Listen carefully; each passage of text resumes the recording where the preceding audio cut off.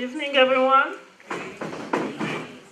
All right, for the purpose of languages, I'm going to speak in English and French. So I'm going to start in English and then every time in French so everybody can be comfortable. I'm going to try my best, okay?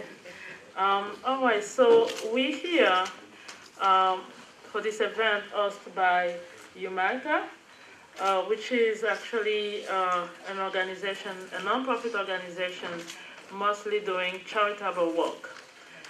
Nous avons été invités ici pour cet event à l'occasion de la célébration de la femme, mais aussi pour connaître ce que c'est UMAICA, qui est une organisation non profitable et qui fait particulièrement des œuvres de charité au Mali et ici aux États-Unis. Okay, so if you want to know UMAICA, mainly what they're doing is they're having charitable actions in Mali, mainly for women in the north of Mali. And also here in the United States, they actually opened in the Bronx Malian Cultural Center, who actually allow children, Malian children living here, born here, to reconnect with their culture. And they also offer, in collaboration with the French Cultural Center, French classes. So, comme je le disais tout à l'heure, UMAICA offre des actions charitables dans le nord du Mali, particulièrement pour les femmes, surtout dans les régions affectées. Mais ici aux États-Unis, ce que UMAICA fait, elle permet aux enfants maliens nés ici de reconnecter avec leur culture, et ils offrent aussi des cours de français en connexion et en partenariat avec le Centre culturel français.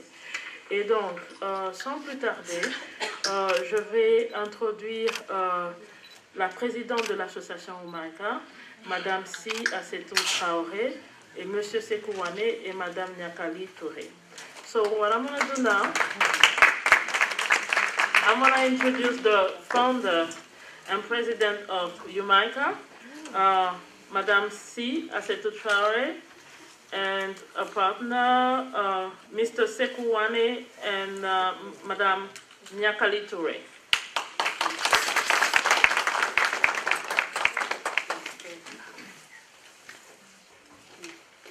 And Mr. Sekou Kolibali, please.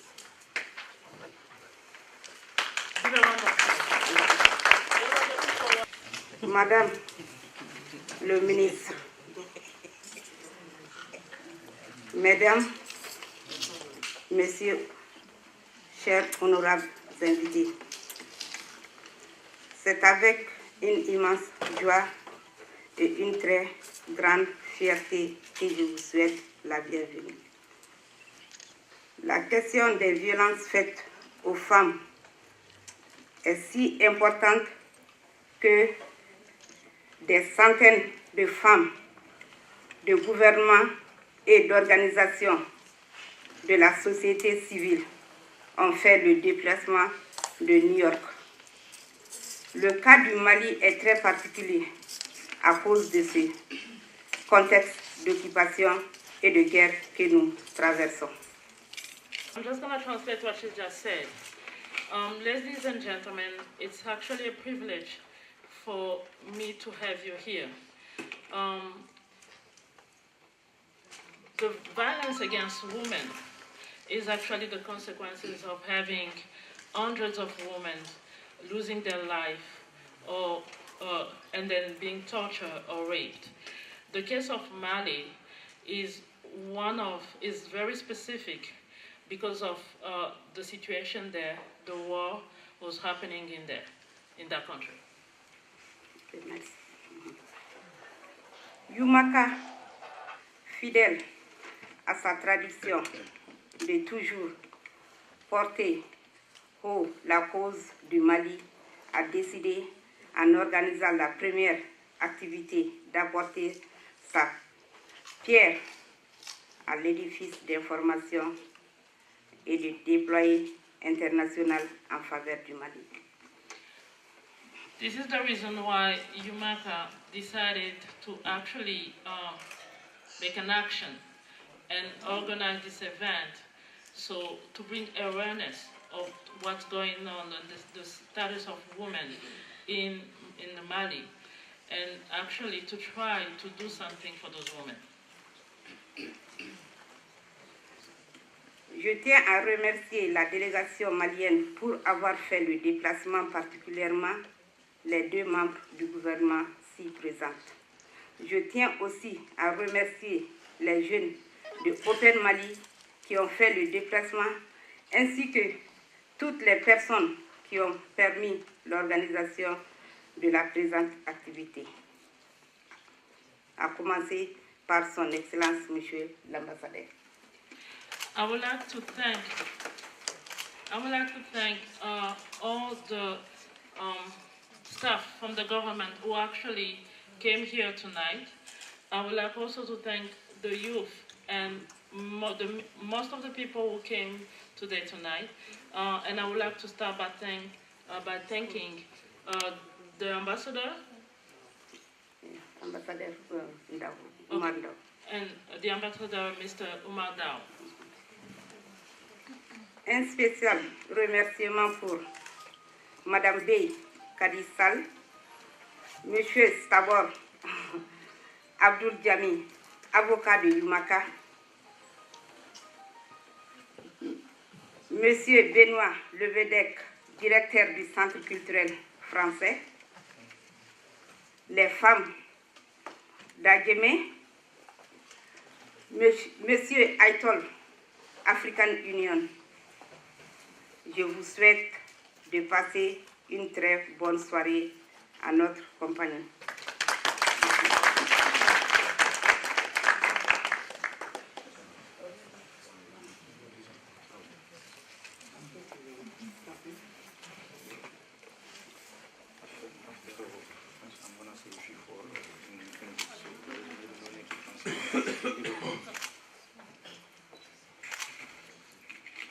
Madame la Présidente de l'UMACA, Madame Si, Mesdames, Messieurs les membres de l'UMACA, honorables invités. Permettez-moi d'exprimer toute la fierté de l'US Mali Charitable Association et du Centre culturel malien d'avoir organisé les échanges de ce matin portant sur un sujet aussi important que l'épanouissement de la femme malienne. Mon intervention reconnaît et salue toutes les précédentes interventions au sujet de la justice, de l'égalité entre les genres, de la nécessité de lutter contre toutes les formes de violence, notamment celles spécifiquement dirigées contre les filles et les femmes que sont le viol, le mariage forcé et les abus domestiques. Je veillerai donc à ne pas faire qu'une répétition qu'un autre discours. Ce n'est pas un hasard, mesdames, messieurs, que les pays les plus développés du monde sont aussi les pays qui garantissent le plus de droits et de protection aux femmes. Ce n'est pas un hasard, mesdames, messieurs, que les pays qui réalisent des avancées significatives sur le triple plan économique, social et culturel se trouvent être les pays où les femmes ont la possibilité de mettre en œuvre tout leur potentiel. Les pouvoirs publics seraient donc bien inspirés de veiller à la mise en œuvre effective de toutes les conventions internationales visant à assurer la protection et l'épanouissement sans réserve des femmes, particulièrement celles vivant dans des zones en proie à l'insécurité. Les bonnes intentions, mesdames, messieurs, ne valent que lorsqu'elles sont appliquées. Posons donc des actes concrets pour, d'une part, encourager l'implication effective des femmes dans les structures politico-administratives et les sphères de décision, et d'autre part, promouvoir des politiques de développement à la base largement représentatives. Ces actions sont d'autant plus importantes que le monde ne peut tout simplement pas continuer à marginaliser la majorité de sa population.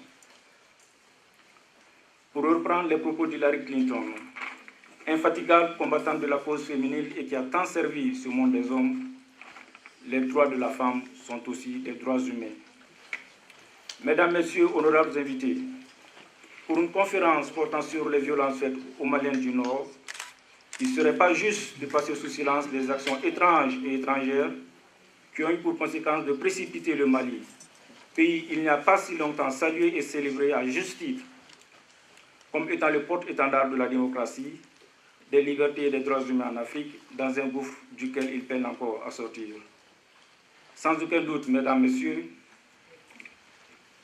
les violences terribles qui ont eu lieu dans le septentrion malien ces derniers mois sont en partie les conséquences accessoires peut-être, mais réelles, de l'intervention militaire de l'OTAN en Libye. L'objet de mes propos n'est pas de porter un jugement de valeur sur la dite intervention, mais plutôt d'attirer l'attention sur les omissions coupables de l'OTAN. En effet, après avoir défait les troupes de Kadhafi, ces grands décideurs du monde qui sont les États-Unis, la France et la Grande-Bretagne ont posé un regard indifférent sur des colonnes de pick-up équipées d'armes lourdes, conduites par des mercenaires qui, juste quelques semaines auparavant, tiraient sur les avions de l'OTAN. On ne peut s'empêcher de se demander pourquoi l'OTAN n'a pas utilisé les mêmes avions pour détruire ces armes dangereuses entre les mains de marchands de la mort et de la désolation qui se dirigeaient au vu et au su de tous sur le peuple pêcheurs, agriculteurs et éleveurs. Quelques bombes jetées du confort des avions auraient rendu ces armes non utilisables. Des centaines de vies auraient été sauvées, les actions de développement n'auraient pas été suspendues, des crimes odieux et barbares n'auraient pas été commis au Mali. De quoi avait-on peur à l'OTAN? Les mercenaires qui portaient ces armes pouvaient être blessés, certains parmi eux pouvaient y trouver la mort.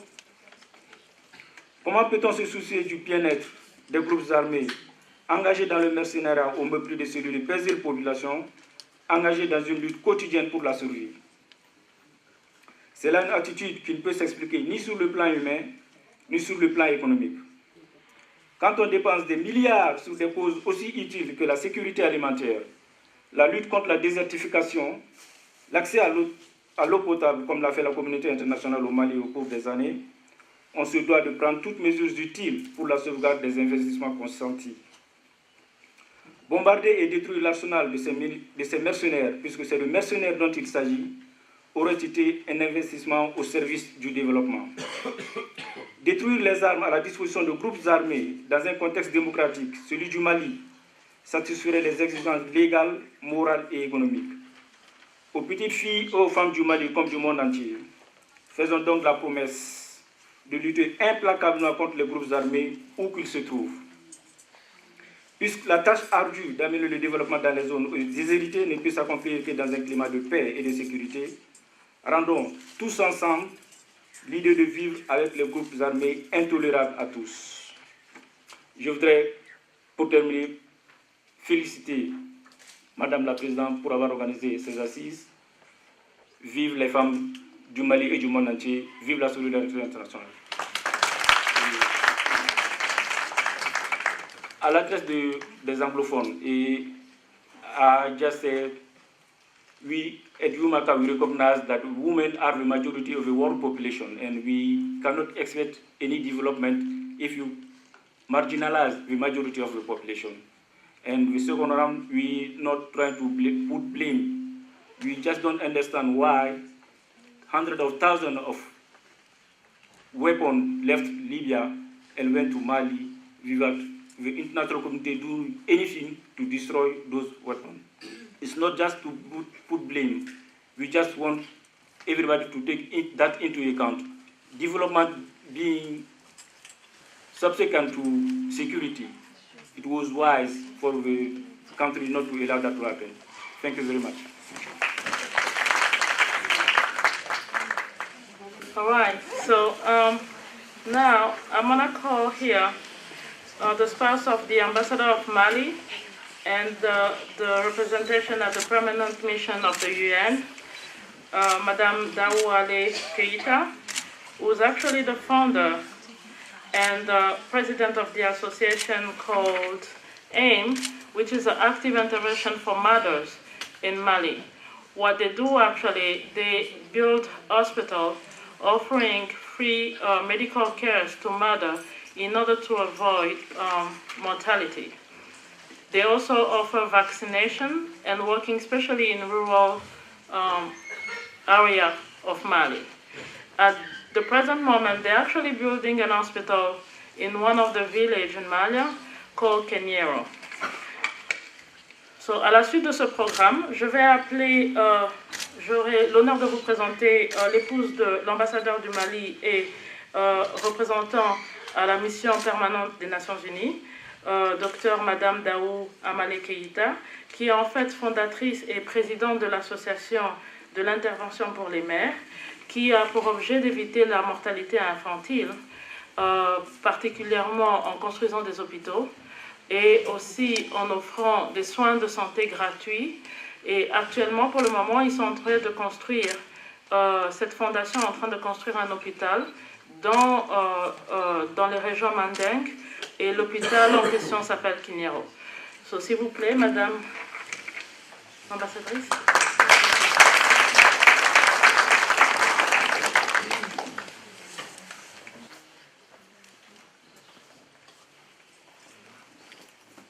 Merci. Thank you very much for the introduction.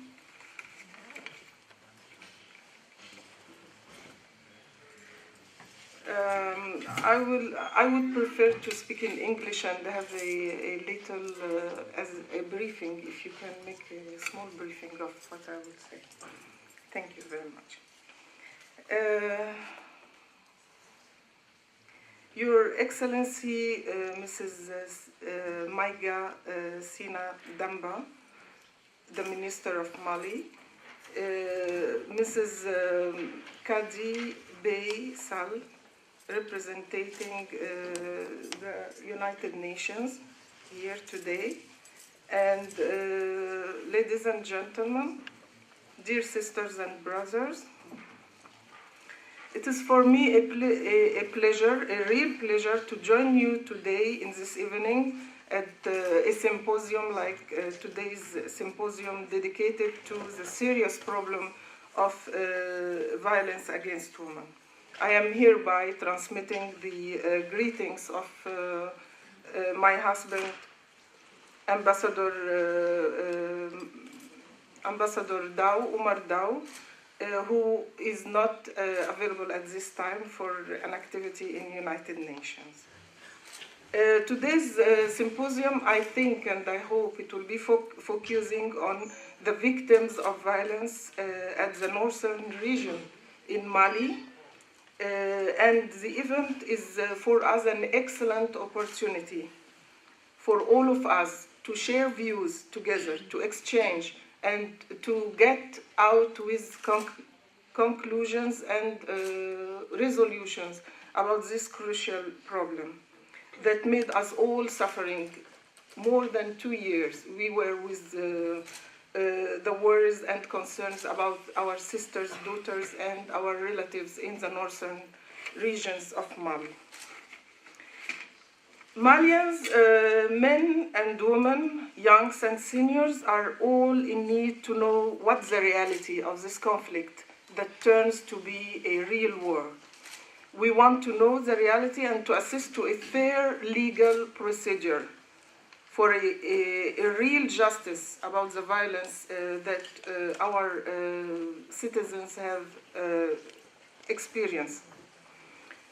Let me congratulate first, before that I go further, the U.S. Mali Charitable Organization for the excellent team that has been chosen and that is matching very well with the CSW 57 and its principal team for 2013.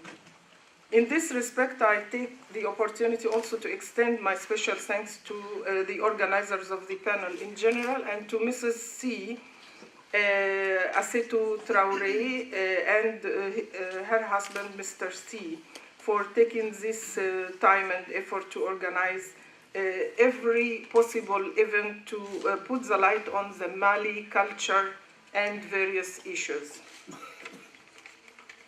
In my quality of medical doctor and as a gynecologist and obstetrician, I would say that I even had some civil society activities before coming here in New York. I was the president of a very big association in Addis Ababa, Ethiopia from 1992 to 1993 with the title of OAU Women Association. And I was co-chairing here in United Nations the U1 association that was working with the Security Council to have some resolutions helping to protect mothers and children in the conflict areas. We were working together to get the resolutions 1888, 1889, and 1960. that I'm not sure that we got what we hoped as implementation, but we were there and supporting the adoption of these resolutions. Today, it's different. Today, I stress upon the physical, mental, and psychological trauma that the violence engraves in women and girls' body, mind, and souls. I will not speak about politics because our mission has a representative who is my husband. I only want to say that the physical and the mental and the psychological effects of the violence will be for a lifetime for these women and children. Physically, they can have psychosomatic diseases like pain, infection, colic, undesired pregnancy, and mentally they can have mental troubles for all their lives. Even after the end of the war, even after the end of the conflict, it becomes a history, but everyone who experiences this very bad situation will be traumatized for life. So imagine these people has to be repaired, they have to be compensated for what they have suffered as consequence to the violence.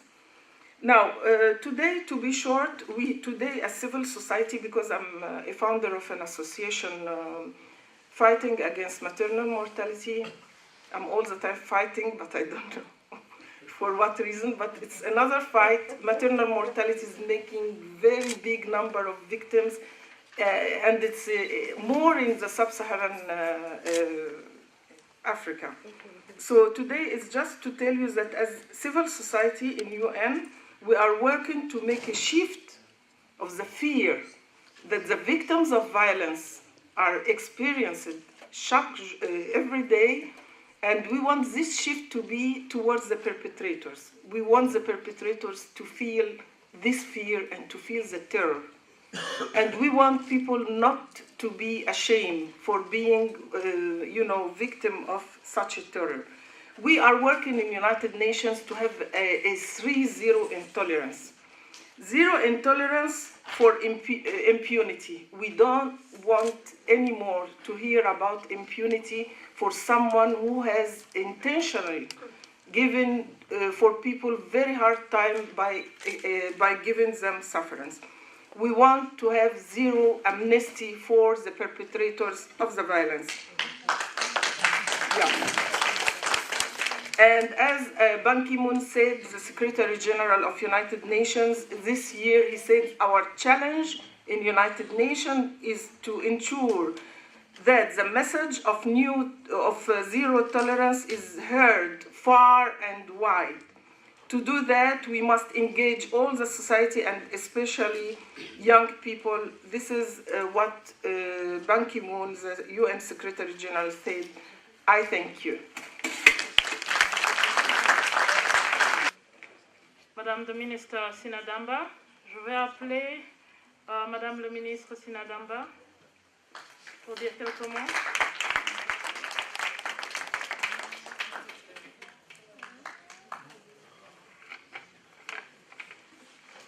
Merci beaucoup, Madame la modératrice, Mesdames et Messieurs. Je voudrais commencer mes propos en saluant dans cette salle la présence du président des Maliens des États-Unis, du Conseil des Maliens des États-Unis. Saluer la présence du président de l'Association des Maliens de New York. Saluer Madame l'ambassadrice, Madame Dao Amal Keita, épouse de l'ambassadeur. Saluer également la présence de Madame B. Kadissal, ma très chère sœur et amie, et représentante des Nations Unies dans cette salle ici. Et vous saluer toutes et tous, mes frères et mes sœurs. Et vous allez me permettre également de saluer particulièrement une dame qui est dans cette salle. Il s'agit de Madame Djiré, elle est conseillère municipale du Mali. Elle a été mon professeur quand j'étais au lycée.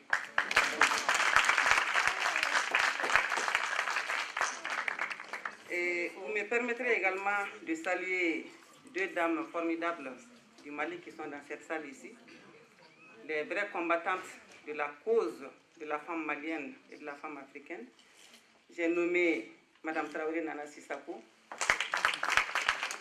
présidente du groupe Pivot Droit et Citoyenneté au Mali, et Mme Daou Oumoudambele, qui est la présidente du cadre de concertation des femmes des partis politiques, un grand regroupement au niveau du Mali qui regroupe l'ensemble des femmes qui militent dans les partis politiques, dont je suis moi-même membre également.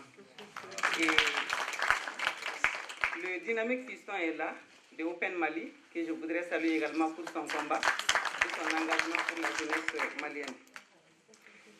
Mesdames et messieurs, permettez-moi également de saluer cet après-midi cet événement qui nous réunit, organisé par notre sœur, Madame Si, accompagnée ici par notre frère et notre mari, que je salue également. C'est extrêmement important que quand nous, les femmes, nous sommes dans les activités, nous souhaitons être accompagnés par nos maris. Donc sa présence nous réconforte beaucoup et je tiens vraiment à le remercier personnellement pour cela. Donc je disais que le thème qui nous réunit cet après-midi était d'une importance capitale.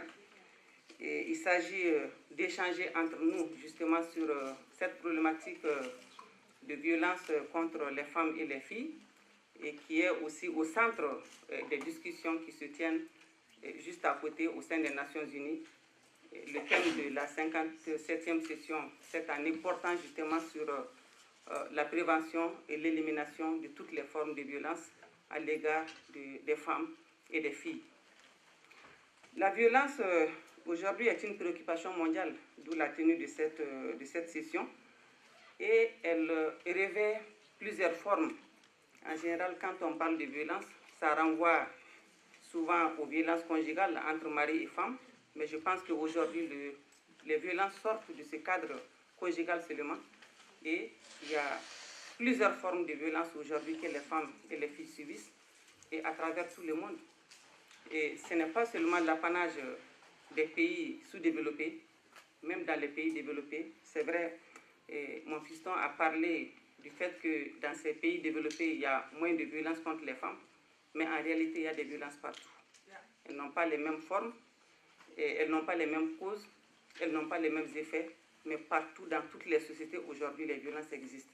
Et c'est tellement grave que la question fait l'objet d'une attention toute particulière. Elle est d'autant plus grave que dans les pays en conflit comme le Mali, et ça revêt une autre importance. Parce que là, dans les pays en situation de conflit, les femmes, les filles, les personnes âgées subissent les effets immédiats de ces conflits. Les femmes, bien entendu, elles sont abandonnées. C'est les maris qui sont sur les champs de guerre, mais celles qui sont à la maison, ça c'est déjà une violence morale qui est exercée sur elles. En plus de ça, si elle est obligée de se déplacer et quitter son foyer pour aller se réfugier ailleurs, ça c'est une autre violence. Mais pour celles qui restent, en plus des filles, au Mali, nous l'avons vécu. Et en tant que Maliens, vous l'avez également vécu avec nous. Vos cœurs se sont serrés avec nous par rapport à tout ce que vous avez vu sur Internet ou à travers les médias et qui sont des faits réels.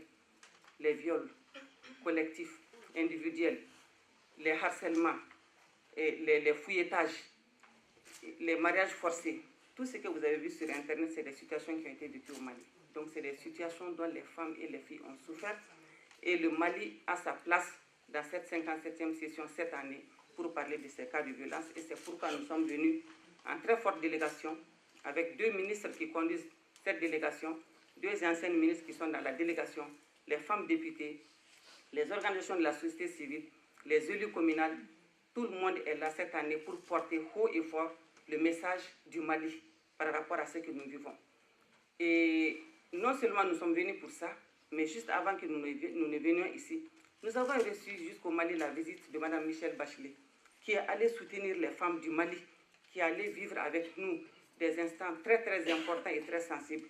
Nous 3 qui sommes là aujourd'hui, nous étions membres de la délégation qui a accueilli Mme Bachelet et nous avons participé au cours de l'unique journée qu'elle a passée au Mali. Nous avons participé à tous les débats qui ont été organisés ce jour-là. Et ceux qui étaient au stand de ces débats, c'était les violences contre les filles et les femmes au Mali, un pays qui était en situation de conflit.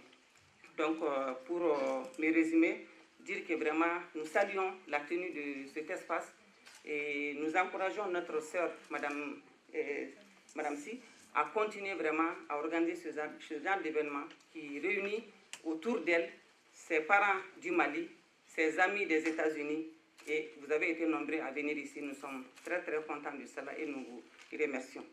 Emballement Aunioula, Yaninga Bombe, Dakurnia Fladron for Angakana, parce que d'où on ben Munanga to Dunkame. Ka emballement Muso na a Chefo, Mouaf on fait message qu'on a Kafoula, c'est Aubema. Kairaula Kafo, Aniso Jaleme Ninkenenka, Ningani Min Taraka Ninkenensigi, a Jarani, a Bunyanambulu, Anvela Kana Kangana Kumafana, where they are to Sankrota.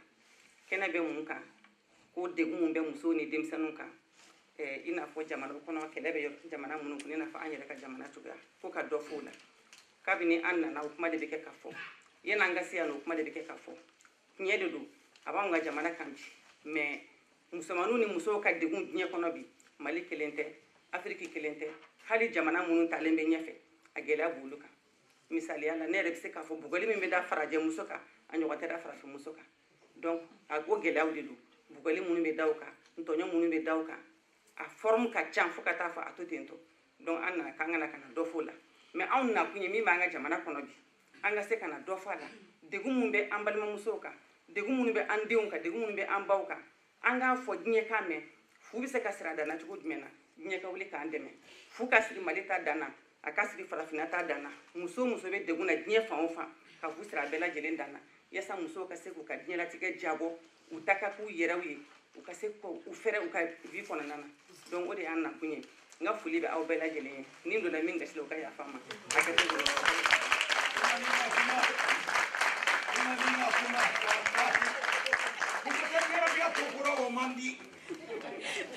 Anke muso ila tonyo foi fe ina lina kuna president nge.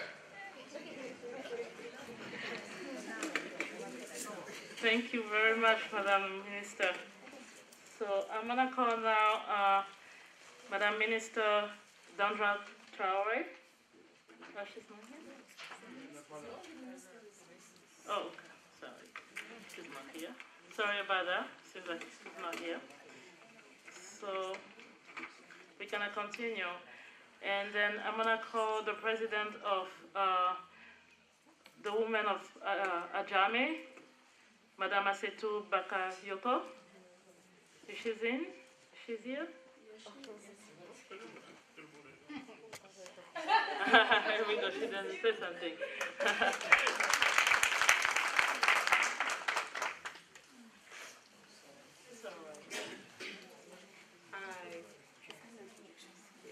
Actually, I'm not the president. I'm not Awata is the president of the Association of Women of Ajame.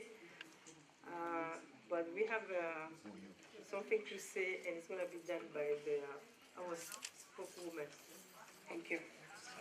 I would like to start by thanking every one of you that came today to this event despite the weather conditions.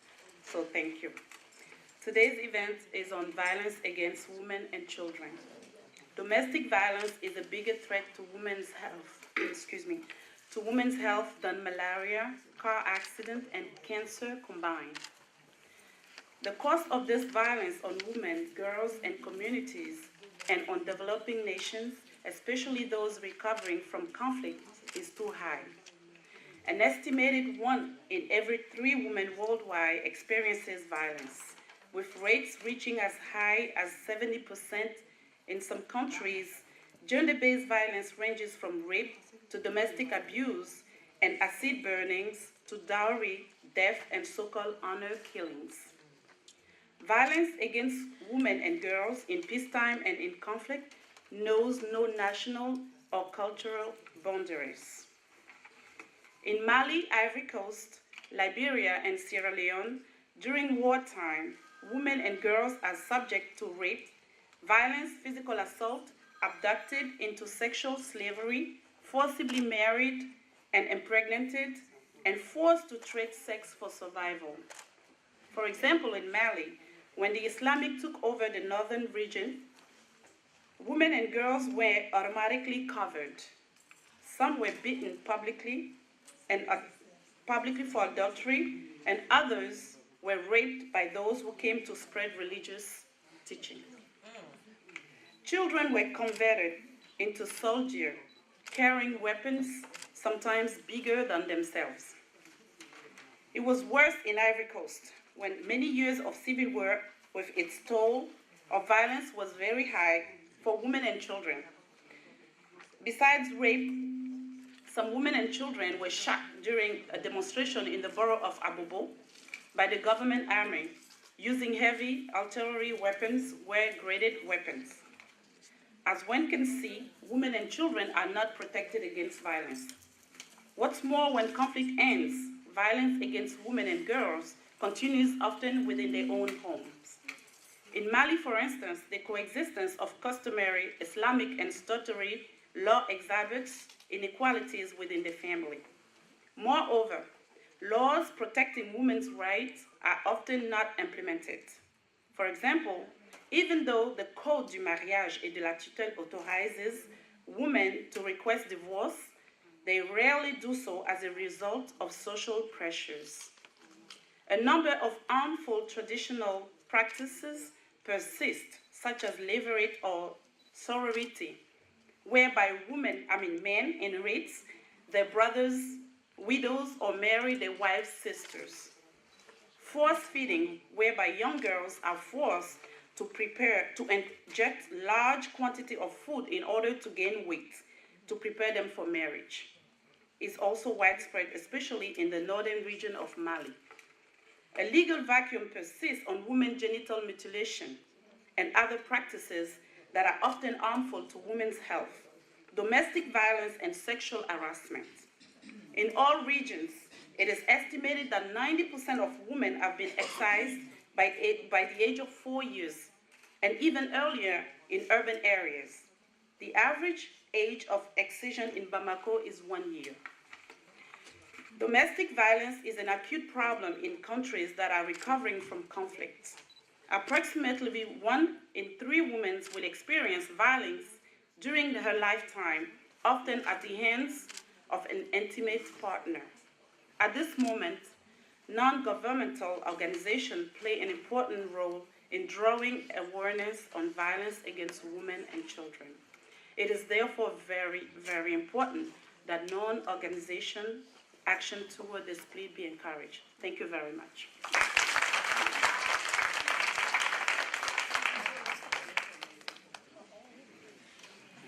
Thank you. So we're gonna continue. I'm gonna call here somebody who's very important to this community, who's the president of the Malian Association, Mr. Sekou Kassonge. If he can come and say some words for us, please.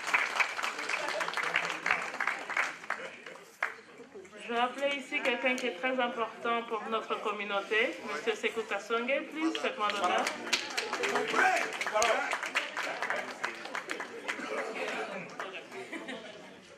Je suis vraiment honoré de prendre la parole ce soir devant vous. Et je tiens d'abord à remercier Son Excellence Madame la directrice de la pêche, qui a été ministre aussi de la Femme. Je tiens à remercier Son Excellence Madame Daou. Je tiens aussi à remercier l'honorable Madame Bey, Kadi, et toute la délégation qui est présente aujourd'hui. D'abord, quand on parle de femmes, on parle de mère. Et quand je pense à ma mère, il n'y a pas de mots. C'est elle qui m'a mis au monde, c'est elle qui m'a donné ce que j'ai, c'est elle qui m'a fait ce que je suis, c'est elle qui a veillé pendant que j'étais malade. Donc, quand on parle de mère, quand on parle de femme, directement je vois ma maman. Et paix à son âme. Donc, je ne serais resté en marge si on m'appelle pour une cause des femmes. Je suis vraiment ému parce que je ne m'attendais pas à ça d'abord. Et je remercie les organisatrices, Non, je ne veux pas pleurer du tout. Non, je ne veux pas pleurer. Les organisatrices, je vous salue, notamment Oumou, qui est ma soeur, qui est venue du Mali, et aussi Madame Si et son mari, le grand frère Mami, et tout un chacun qui a fait le déplacement. Et je suis très très honoré, je suis très très ému, et je vous dis merci pour votre courage, merci pour votre temps, merci pour votre argent, merci encore pour vos idées. Parce que ce n'est pas seulement l'argent, il faut avoir les personnes, il faut avoir les idées. Et les idées, c'est un de vous, c'est tout un chacun de vous. Et je vous remercie et je pense que ce n'est qu'un début et ce ne serait pas une fin en soi.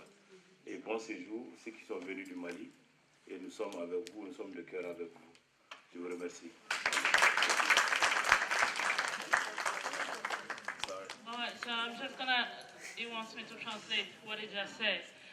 First of all, he said that he was born from a woman, so he will stay on the side if you called for an issue on women, which he couldn't do. And he's very honored and humbled to be here, and he's actually thanking everyone who came here today.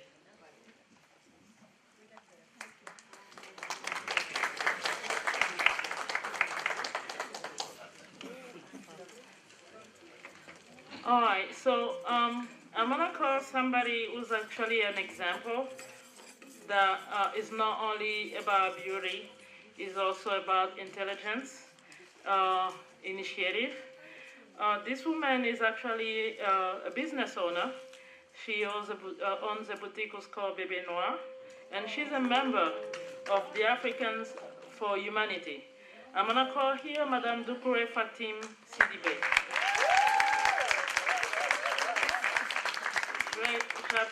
Je vais vous présenter Madame Sidibé Fatim, Madame Doucouré Fatima Sidibé, qui est en fait un exemple de ce qu'une femme peut accomplir, l'esprit d'initiative, mais aussi l'élégance, qui a une boutique qui s'appelle Bébé Noir et qui est aussi membre d'une association appelée Africains pour l'Humanité.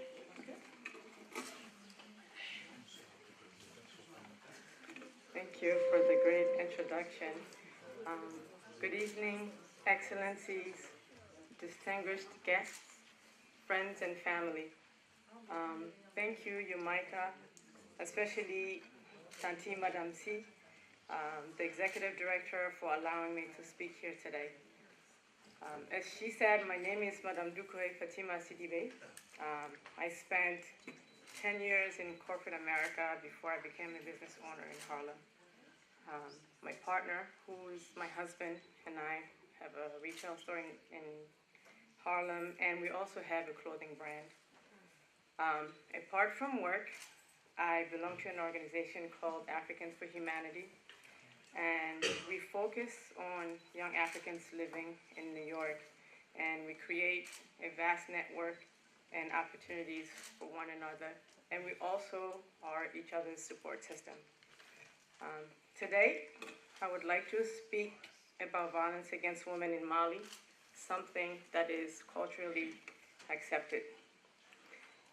Before the conflict of the North, there was always this, and there still is this black cloud around women and girls in Mali. For example, when parents have money to only send one child to school, they would send the male child.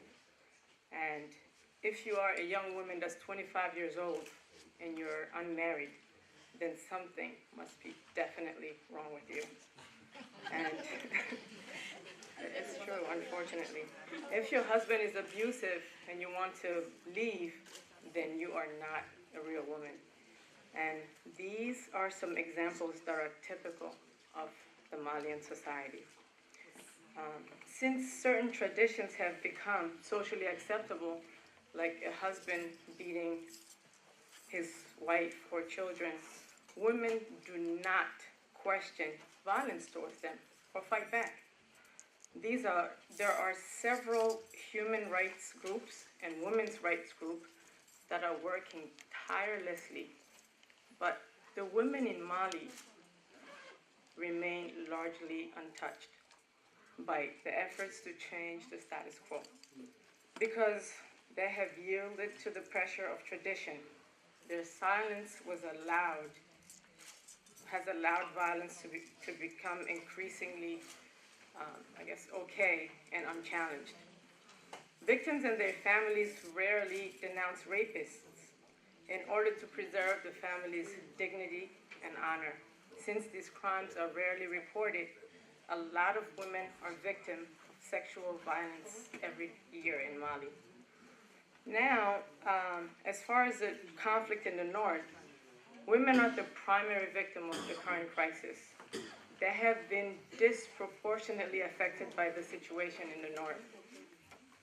Their human rights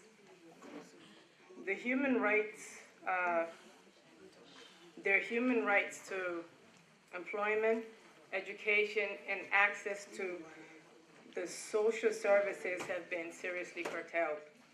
Previously, the Tuareg rebellions always went through violence to seek independence from the Malian government, so that's nothing new.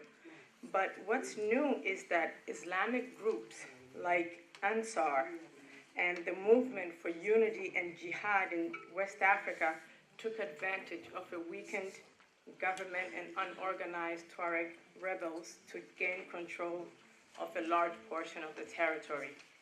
So as the security situation in Mali was deteriorating, human rights agencies said that violence against women and children were on the rise. Some of the panelists spoke about it, which was forced marriages.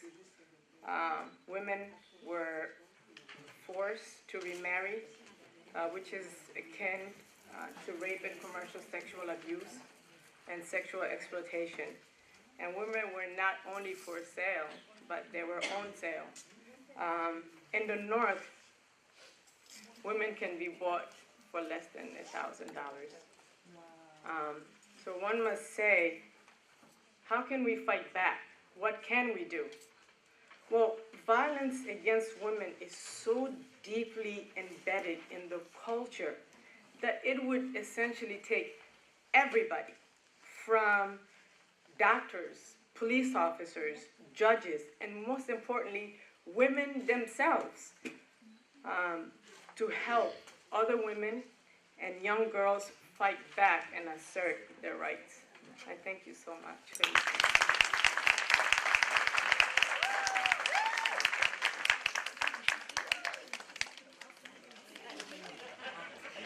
All right, guys. It seems like everybody enjoying this, right? Hello? I didn't hear anything. Everybody's enjoying it? Okay, good. So, we're gonna call somebody here, like I stated in the beginning, saying that UMICA was a charitable organization who was working not only in the US, but also has connection in Mali. So we're gonna call Madame Daou Moudembele, who's the president of UMICA Mali.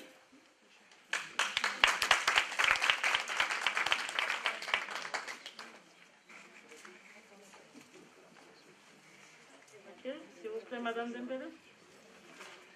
Madame Daou Moudembele.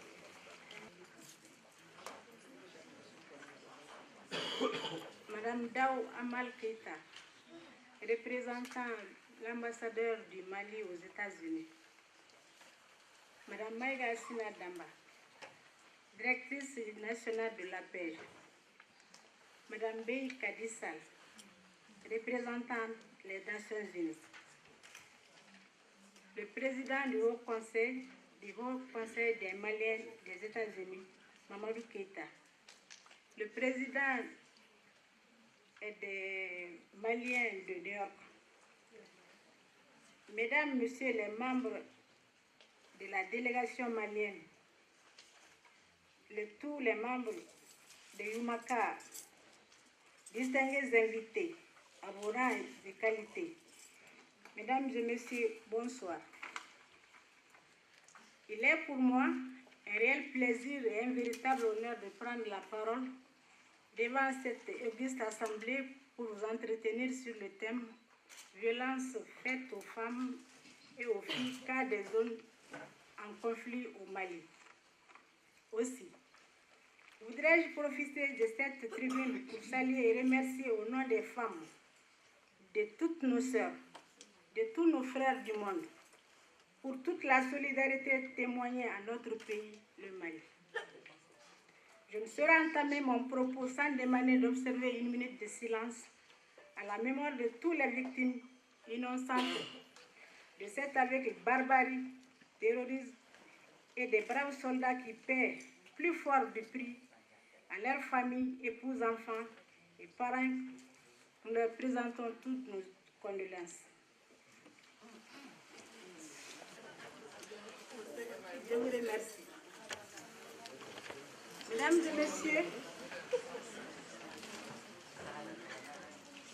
et messieurs, distingués invités, je voudrais que l'association Yumaka,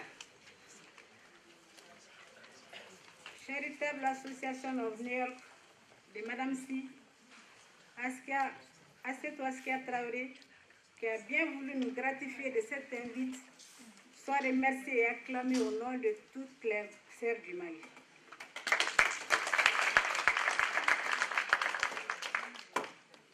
Je requiers votre attention autour de ma modeste contribution articulée de 4 axes. En grand 1, la présentation. En grand 2, contexte et justification. En 3, perspectives. Et 4, les recommandations. En mémoire à la date du 25 novembre 1960, où les sœurs Mirabal, militantes dominicaines, furent brutalement assassinées sur les ordres du dictateur et chef d'État Raphaël Trujillo. Ces dames n'avaient rien fait que d'avoir participé activement aux actions politiques menées contre le régime en place pour plus de liberté, surtout en faveur des femmes. Elles furent incarcérées à plusieurs reprises et deviennent rapidement des symboles de résistance à la dictature. Les femmes du monde obtiennent de l'Organisation des Nations Unies, le 25 novembre 1981, Journée internationale des violences faites aux femmes. Aussi, comme elle et plusieurs pionnières en faveur des droits des femmes à travers le monde entier, celles du Mali, à leur tour, ont levé le flambeau pour arracher au prix de leur vie instauration de la démocratie et du multipartisme intégral. Malgré les avancées historiques et démocratiques des États et nations ayant en commun plusieurs traités, accords et conventions en faveur des femmes en vue de leur implication et une participation plus visible, les femmes continuent de subir les formes de violence et d'exclusion malgré leur combat inlassable. Selon le dictionnaire Larousse, la violence est définie comme tout acte, toute attitude, toute menace, dans quelque domaine que ce soit, influent ou susceptible d'infliger un domaine physique, moral ou psychologique à un individu. La résolution 48-104 de l'Organisation des Nations Unies, de façon spécifique, elle s'intéresse à celles faites aux filles et aux femmes qui définit ainsi. La violence à l'égard des femmes et des filles se manifeste sous multiples formes et très répandue dans le monde. A priori, on pense au viol, à la violence dans la famille, au harcèlement sur le lieu de travail, à la violence dans l'espace scolaire, aux mutilations génitales féminines, aux violences sexuelles pendant les conflits armés. Les violences s'exercent aussi sous diverses formes, dont celles verbales, psychologiques, physiques, sexuelles, d'agressions et toutes sortes. La question des violences faites aux femmes est indissociable des us et coutumes de la société malienne. Une femme sur 3 risque d'être victime de la maltraitance et de la violence durant toute sa vie. En effet, cette question est intimement liée à celle du pouvoir de la place occupée par la femme dans la famille et dans la communauté. Elle est liée à la tradition, à la culture, à la religion, au statut de la femme, à l'insuffisance de son pouvoir économique, ou plutôt de son manque de pouvoir et à l'analphabétisme.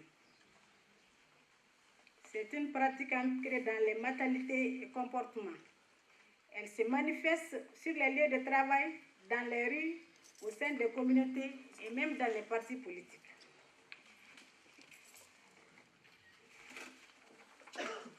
Avant l'instauration de la démocratie et du multipartisme intégral au Mali, les femmes ne participaient pas aux activités associatives et politiques qui sont considérées comme domaines réservés aux hommes.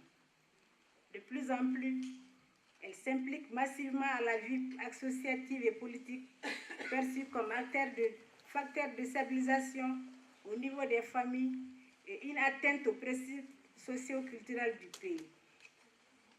Malgré leur rôle principal dans l'organisation et la mobilisation des partis politiques, les femmes sont méprisées, ignorées pour les investitures au poste sélectif, avec comme seul motif en face, dans les coutumes et cultures, la place de la femme se situe uniquement à la cuisine.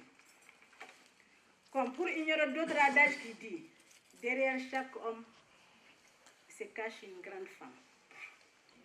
Ces derniers temps, des actes ignobles, inhumains à la limite dégradants, ont secoué les femmes du Mali, suite au phénomène terroriste islamique injustifié et le cortège de violences qu'ils ont occasionné aux populations en général et aux femmes en particulier. Ainsi, structures compétentes ont mené une étude relative aux violences particulièrement faites aux femmes, les ayant contraintes à fuir sans repère jusqu'à leur maison. Pour celles qui sont restées sur les terrains occupés par les terroristes, elles ont subi des pires formes de violence à travers privatisation des droits de s'émouvoir, s'habiller à volonté, se promener, soumission à des fouilles corporelles jusqu'à y compris sous leurs vêtements, par des hommes, mariage forcé à plusieurs partenaires non annoncés, toutes les formes d'agression physique suite à des procès fallacieux liés à des pratiques de la charia, lapidation à mort. Les mêmes violences sont exercées sur les femmes, souvent dans les zones sans conflit.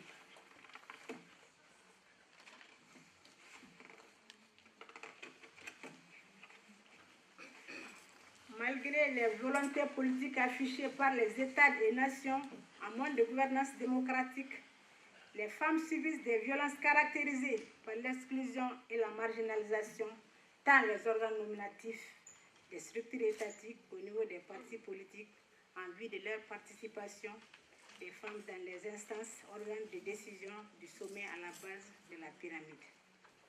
En particulier, il est nécessaire de mettre l'accent sur des aspects comme quelques difficultés que les femmes rencontrent au sein des partis politiques. Le principal défi pour les femmes est à la marginalisation dont elles sont sujettes au sein des partis politiques. Absence de femmes au niveau de prise de décision dans les structures des partis politiques. Mauvais positionnement des femmes sur les listes électorales aux élections communales et législatives. La non-valorisation des compétences féminines, la violence entre femmes elles-mêmes. En perspective, nous voudrons, de la part du monde, le simple fait d'être sexe féminin fait d'elles un rebut de la société. C'est-à-dire qu'elles ont toujours été marginalisées. Cela constitue le principal défi à relever en termes de perspective d'avenir. En outre, nous attirons l'attention sur certains aspects par moindre les ombres. Aider et favoriser l'autonomisation de la femme. Développer une meilleure prise de conscience des femmes, tant dans la vie associative que politique, en vue de leur plus grande participation aux organes de gestion et de prise de décision dans les instances dirigeantes des États et nations. Améliorer le leadership féminin par le renforcement des capacités, la formation et la sensibilisation de la base au sommet, au sommet capacité de formation et de la sensibilisation de la base au sommet de la pyramide sociétale à travers le monde. Penser une forte solidarité féminine, synonyme de partage et de valorisation des autres femmes par leurs camarades occupant les fonctions représentatives. Amener le gouvernement au strict respect des accords et traités, conventions vis-à-vis desquels ils ont engagé en faveur des femmes dans le monde de gouvernance. Comme recommandation, nous demandons aux États-nations d'améliorer la représentativité des femmes dans toutes les instances de prise de décision et de gouvernance, développer le leadership féminin, accroître les partenariats, jumelage entre les femmes, appliquer le quota et le programme national genre, appliquer tous les textes et conventions ratifiées par l'État, créer des centres d'accueil et d'information dans les maisons des femmes pour les victimes de violences ou de tentatives de violence, améliorer et simplifier les procédures pénales et faire suivre les dépôts de plaintes des faits. Mettre en place une stratégie cohérente pour augmenter l'enveloppe du Fonds d'affectation spéciale des Nations Unies pour l'amélioration de la violence à l'égard des femmes. Faire un plaidoyer pour l'adoption d'une loi contre les violences faites aux femmes en temps de crise. La mobilisation des communautés à travers l'éducation publique et les plaidoyers. L'engagement des hommes, des garçons et des jeunes filles. Le jugement des coupables devant les tribunaux. Permettez-moi avant de terminer mes propos par cette déclaration de Michel Bachelet dans son message lors de la Journée internationale pour l'élimination de la violence à l'égard des femmes. Bien que l'égalité entre les femmes et les hommes soit garantie dans la Constitution de 139 pays et territoires, les femmes se voient trop souvent refuser toute justice et protection contre la violence. Je sais que n'est pas dû à une absence de connaissances, mais plutôt à un manque d'investissement et de volonté politique. Pour ce qui est de répondre aux besoins des femmes et de protéger leurs droits fondamentaux, il est temps que les gouvernements prennent leurs responsabilités à cet égard. Alors, avançons. La violence contre les femmes n'est pas uniquement une question des femmes. Elle a des effets négatifs pour chacun d'entre nous. Nous devons nous rassembler pour y mettre fin, en unissant nos efforts, en prenant position contre la violence à l'égard des femmes. Nous nous rapprochons peu à peu de la paix et de la justice et de l'égalité. Je vous remercie.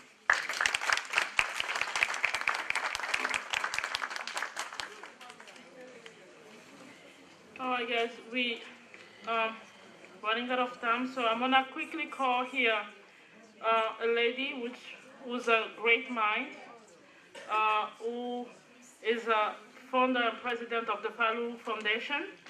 She's a secretary of African Union Diaspora Task Team, and she also is a professor of Afro-Latino History and Culture at CUNY, and former dean in business. I'm calling here Dr. Georgina Palu.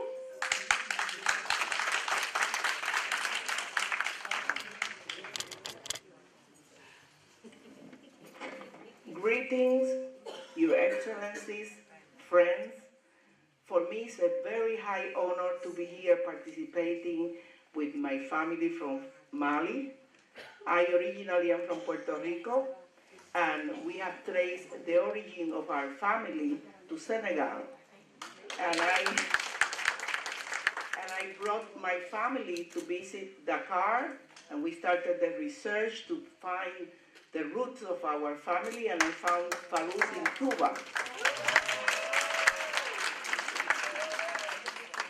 And as probably you know, here in this hemisphere, we never learn anything about African history. And we go through different colleges and universities totally ignorant of our real history and our real heritage, and the contributions that Africans and African descendants have done to civilization through the ages. But fortunately, I was happily exposed to books written by many of the African Americans that has been writing and researching and publishing, and some of the Africans like Cheikh Anta Diop, where I visited the university in Senegal and he has done so much research. And I'm translating now one of his books to Spanish, because most of people don't know that throughout South America, there are over 150 million blacks, African descendants, in Colombia, in Costa Rica, in Peru. And I have translated 4 books to Spanish so that all these black families also learn about our African history and heritage. I became the first woman dean of the business school in Puerto Rico, and I came to New York and established a computer school basically for women and children. So when you're talking of the women and children in Mali, I totally feel identified with the need to do initiative, to bring education and make sure that women, which in most cases, even here in the United States, are the heads of the families and are the ones who determine the progress and the stability of the families and their children. It is very crucial that we make those opportunities available, and I am willing to come and help any group or organization that try to initiate these training schools for women and children in Mali. Actually, my organization, the Fallou Foundation, is celebrating 25 years anniversary. And most of you know that it's not easy to maintain an organization viable and financially surviving, especially through the financial crisis that has taken place here in the United States. But we are doing it, and we're doing it forcefully, and we brought this past week the ambassador of Venezuela to Angola, Jesus Garcia, who has written over 25 books on African history and heritage, and he is becoming this next week the ambassador of Venezuela to Mali. He just called me because we're trying together to initiate an encyclopedia of the history and heritage of African descendants throughout this hemisphere, and he wanted us to start with the project before he's transferred to Mali. And he told me that as soon as he reached Mali, the first thing he's going to do is travel to Timbuktu. And I told him, give me a call, and I'll take the first plane immediately because I want to join you in Timbuktu. I congratulate you for the initiative. It is very important that we fight with all our hearts, energies, and money. We cannot forget that we need to put the finances on the line to make those projects a possibility. And with the information age in which we are now, we can communicate throughout the world, and all the women of the world and families must unite to help all families and women wherever they are. But Africa has to be in the core of our hearts because it has been centuries forgotten and not enough put into the development of the families so that we claim the rightly position in the world that we deserve based on the contribution that we have done to civilization. Thank you very much. Let's continue working very hard. And I am also participating in an executive of a group called WADU, World African Diaspora Union, and here is a representative of WADU. I want you to give him a big round of applause. Ital, can you stand up? Ital, please stand up. Because all these groups are working extremely hard, and we have to know each other and know where the people are working and try to work together for those joint efforts. Thank you very much.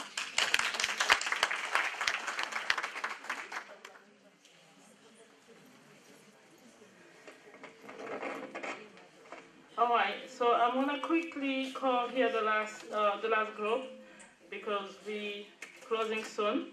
So it's gonna be Open Mali. I'm gonna invite them here to talk for a few minutes.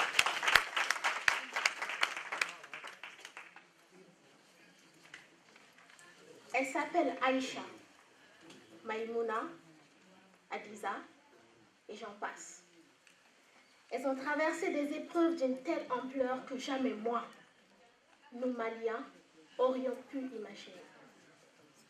Nous avons souvent entendu parler de viol, de violences faites aux femmes, sans pour autant leur donner l'importance méritée.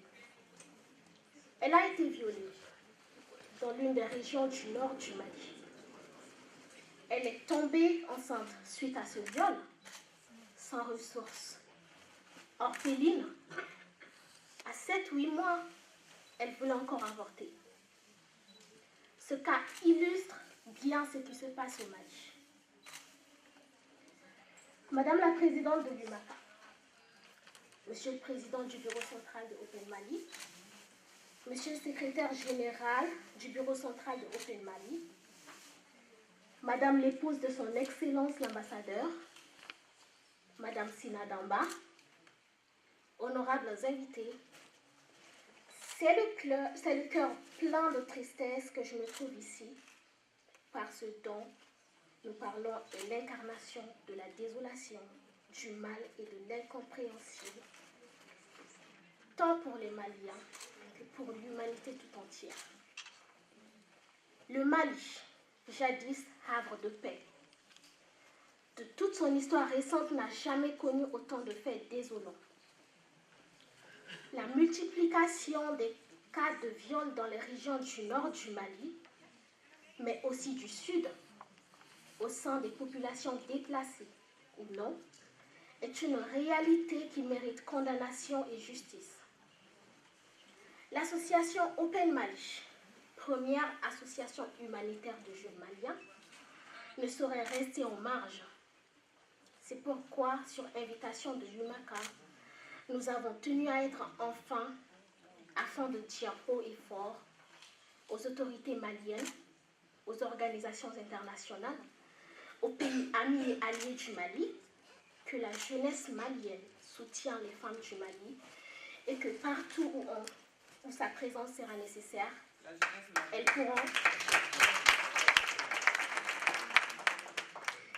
pourront compter sur nous. Nous sommes venus ici, dans cette capitale des relations internationales, afin de faire ce plaidoyer au nom du Mali. Car nous, les jeunes, nous sommes les enfants de nos mamans et nous sommes inséparables. Il est aussi nécessaire de dire ici que les jeunes ne sont pas à dissocier des personnes qui font ces crimes. Une grande majorité des jeunes sont à leur origine, car tout simplement, la majorité des combattants sont des jeunes. Des instruments juridiques nationaux et internationaux existent pour une réconciliation nationale effective au Mali. Beaucoup reste à faire.